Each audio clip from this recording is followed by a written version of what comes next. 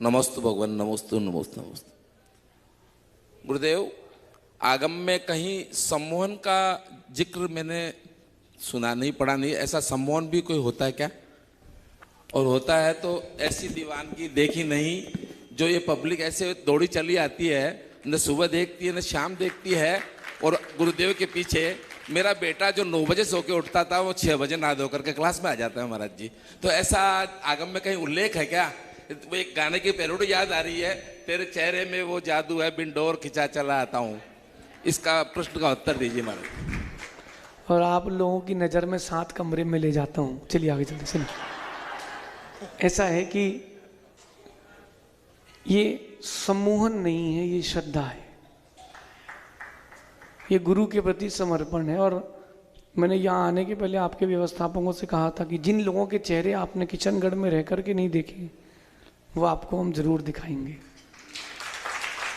ये श्रद्धा है, समर्पण है, कोई सम्मोहन नहीं। हाँ, सम्मोहन का तो आगम में लिखा है। एक श्लोक आता है समाधि भक्ति में कि नमोकार मंत्र से सम्मोहन भी किया जाता है।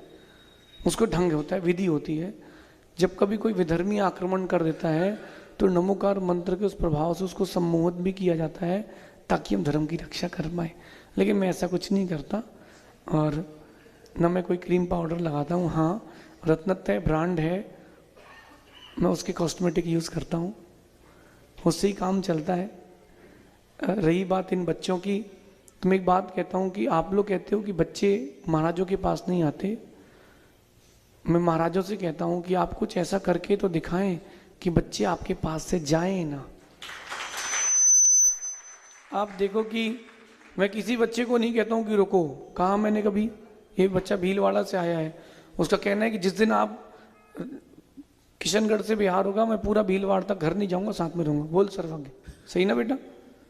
तो मैं तो कहा नहीं, लेकिन ये श्रद्धा है तो उसको इतना स्थान दें। बड़ों का कर्तव्य है, गुरुओं का कर्तव्य है कि वात्सल्य दें, और छोटों का कर्तव्य है कि उसकी श्रद्धा के साथ उसका प्रयोग करें। और आप चिंता नहीं करो, 6 बजे उठता था, कहीं अगर वो हमारी गिरफ्त में आ गए तो 3 बजे भी उठता, मिल जाएगा। कहते हैं कि आना फ्री और जाना फ्री, और गुरुदेव के चरणों में पकड़ गए तो खाना फ्री। चलिए आगे चलते। अगली जिज्ञासा।